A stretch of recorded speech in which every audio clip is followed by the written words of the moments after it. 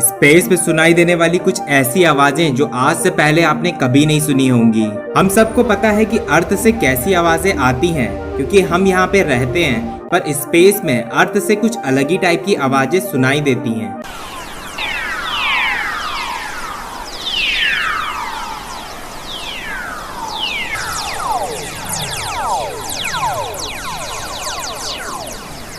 ये आवाज तब रिकॉर्ड की गई जब दो ब्लैक होल आपस में टकराए।